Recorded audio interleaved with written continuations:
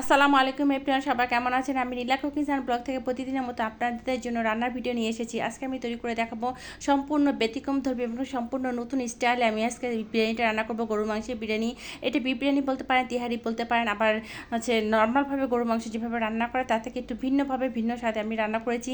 এটা খেতে যে এতটা টেস্ট এবং এতটা ইয়ামি হয়েছে, আসলে আমি নিজে যদি এভাবে রান্না না করতাম তাহলে আসলে বুঝতে পারতাম না। যেহেতু আমরা প্রতিদিনই বিরিয়ানি রান্না করি, প্রায় সময় আর কি একই প্রসেসে রান্না করি, আমি চেষ্টা করতেছি একটু ভিন্নভাবে ভিন্ন স্বাদে আপনাদের সামনে তুলে ধরা। যেহেতু প্রতিদিন আমি রান্না আপনাদের সাথে শেয়ার করি, সেভাবে ইউনিক কোনো রেসিপি যদি পারি আমি চেষ্টা করি আপনাদের সাথে সম্পূর্ণ এটা চেষ্টা করার। এখানে দেখানো হচ্ছে প্রথমে আছে গরু মাংসটা আমি আছে কষে নেব। বিরিয়ানির গরু মাংসের সাথে তো আমি এখানে বিরিয়ানি প্যাকেট মশলা নিয়েছি রাঁধুনি, আর এখানে আমি মিষ্টি দই দিয়েছি, আপনারা টক দই দিতে পারেন, আর সমস্ত ধরনের বাটা মশলা অ্যাড করে দিয়েছি। গরম মশলা দিয়েছি, তেজপাতা, দারচিনি, গোলমরিচের গুঁড়া, বাদাম অ্যাড করে দিয়েছি। এখানে আমি হচ্ছে কাজু বাদাম আর কাঠবাদাম দিয়েছি, আপনারা যে কোনো একটা বাদাম দিয়ে দিতে পারেন।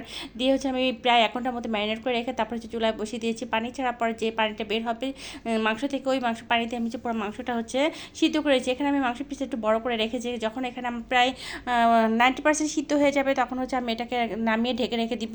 এখন হচ্ছে আমি হচ্ছে প্রথমে হচ্ছে চাল ধুয়ে দিয়ে নিয়েছি। এখানে আমি বেশ অনেকটা চাল ধুয়েছি, যেহেতু পাশে গেস্ট আসবে এই কারণে হচ্ছে প্রায় হচ্ছে 1.5 কেজির মতো আমি চাল ধুয়েছি। আর এটা আমি সম্পূর্ণ হচ্ছে আজকে প্রেশার কুকারে রান্না করবো, কিন্তু দুঃখের বিষয় আমি 2বার প্রেশার কুকারে রান্না করেছি, যার জন্য আমার একটু এলোমেলো লেগেছে, কারণ এত বড় প্রেশার কুকার সাধারণত হয় না। এখানে দেখুন প্রথমে হচ্ছে পানি জাল দিয়ে নিচ্ছি। পানির মধ্যে এখানে এর আগে হচ্ছে আমি 1 কেজি দুধ খিরসার মতো একদম জ্বালা নিছি, একদম খিরসা যেভাবে হয় সেভাবে থকথকে।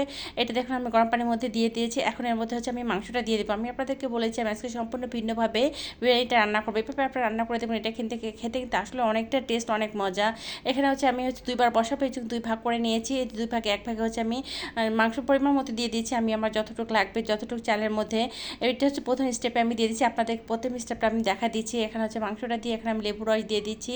লেবু রস হচ্ছে আপনার, যেহেতু আমি এখানে মিষ্টি দই দিয়েছি, আসলে দেখা গেছে একটু মিষ্টি হয়ে গেছে, আপনারা চেষ্টা করবেন 2টা মিক্সড করে অথবা টক দই দেওয়ার। এখানে হচ্ছে আমি চালটাও দিয়ে দিয়েছি। চালটা দিয়ে আমি হচ্ছে পানিটা পরিমাণ মতো দেওয়া আছে, এটাতে আমার হচ্ছে পারফেক্টভাবে হচ্ছে এটা কুক হয়ে যাবে। এখানে আমি হচ্ছে যখন পানিটা শুকায় যাবে তখন প্রেশার কুকারে আমি মাত্র 1টা সিসি দিব। 1টা সিসি দিলে কিন্তু আমার চালটা সম্পূর্ণ সিদ্ধ হয়ে যাবে।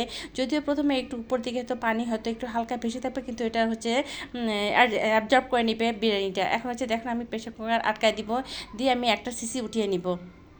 আপনারা আসলে যারা নতুন রাঁধুনি তারা হচ্ছে এভাবে করতে পারেন, কিন্তু এটা দেখা যায় একটু, আমার আসলে কি চুলায় আগুন ছিল না, আমি হচ্ছে স্টেপ বাই স্টেপ এর জন্য এভাবে করেছি। এই যে দেখুন প্রথমে আমি একটা শিশি দিয়ে নিয়েছি, এখানে মনে হচ্ছে যে উপরে পানি রয়েছে, আসলে কিন্তু পানি না।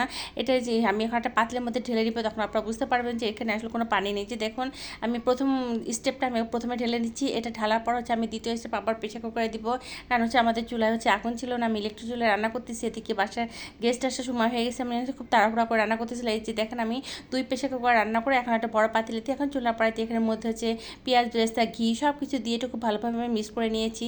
উপরে হচ্ছে আমি কিছু বাদাম দিয়েছি, কিশমিশ দিয়েছি, দিয়ে এখন হচ্ছে আমি যে ডিম সিদ্ধ করে রেখেছিলাম সেই ডিমটাও হচ্ছে উপরে সুন্দর করে সাজিয়ে দেবো। আমার ভিডিওটা যদি আপনাদের কাছে ভালো লেগে থাকবে তারপরে লাইক, কমেন্ট, শেয়ার করবেন, আমার পেজটিকে ফলো দিয়ে রাখবেন। আর এটা কিন্তু অসম্ভব অসম্ভব মজা হয়েছে, একটা আপনারা একবার চেষ্টা করে দেখতে পারেন যদি আমার রান্না ভালো লেগে থাকে।